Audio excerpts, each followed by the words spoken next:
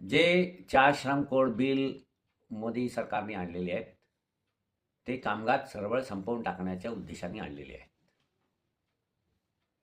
आणि हे 4 श्रम कोड बिल किती कामगार विरोधी आहेत? या 4 श्रम कोड बिलमधून त्यांनी 29 कामगार कायदे जे कामगारांनी लढवून रक्त सांडून मिळवलेले आहेत, ते यांनी संपवून टाकलेले आहेत. आणि हे 4 श्रम कोड बिल मालक खार्जीने कायदे आहेत. कामगार या कायद्यांमुळे गुलाम बनणार आहेत. त्यांना युनियन करण्याचा अधिकार राहणार नाही, संप करण्याचा अधिकार राहणार नाही. युनियन करायची असेल तर मालकाची परवानगी हवी आणि 50% कामगार जर संघटित राहतील, युनियनचे सदस्य राहतील, तेच युनियन करू शकतील. आता या देशातले जे मालक वर्ग आहे, हा बेसिकली हा सनातनी जमीनदार वर्ग आहे. हा जमीनदार वर्ग कामगारांना युनियन करण्याचे अधिकार आताच देत नव्हता. जे श्रम कायदे आहेत त्याचं कठोर प्रमाणे अंमलबजावणी झालेलीच नाही, करण्यात आलेलीच नाही. कारण की जे अथॉरिटी आहे, सत्ताधारी पक्ष होते, ते काँग्रेस असो का आणखीन कोणी असो, हे जमीनदार वर्गीय मानसिकतेतनं पैदा झालेली ही जमात होती. जी सत्ताधारी वर्ग होती, जी सत्ताधारी पक्ष होते, यांनी हे कामगार कायदे जे लढून मिळवले होते, कामगारांनी रक्त सांडून मिळवलेले होते, त्याचीच अंमलबजावणी कठोरपणे केलेली नाही. आता किमान वेतन कायदा, किती मालक लोक हे जेलमध्ये घातलेले आहेत 70 वर्ष 75 वर्षाच्या काळामध्ये.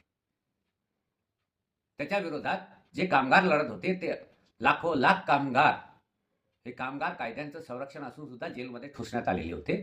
त्यांच्यावर कोणते कोणते गंभीर गुन्हे दाखल करण्यात आलेले होते. एकाही नालायक मालकाच्या विरोधात कुठलाही गुन्हा दाखल झालेला नव्हता. तरीही कामगार चळवळ लढत होती आणि ती मजबूत होती. आणि कामगारांना जे काही अधिकार होते, ते आता ह्या 4 श्रम कोड बिलमुळे सर्व आपण गमावून बसलेलो आहोत. म्हणून या सरकारच्या विरोधात, 4 श्रम कोड बिलच्या विरोधात, ज्या पद्धतीने शेतकऱ्यांच्या विरोधात जे कायदे आणले होते, ते सरकारला मागे घेण्यासाठी भाग पाडलं होतं. कामगारांनी तसाच पद्धतशीरपणे शेतकऱ्यांना सोबत घेऊन एक मोठा संघर्ष उभा केला पाहिजे.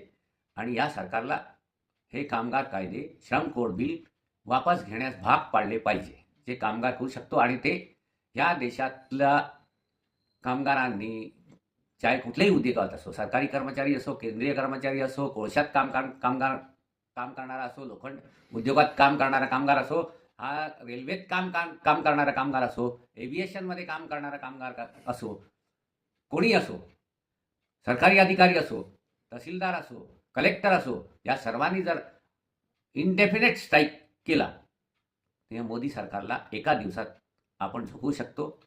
पण एक हत्यार आपण उचललं पाहिजे. ये देश हम बंद कर देंगे अगर मोदी तुम इस कानून को वापस नहीं लेंगे.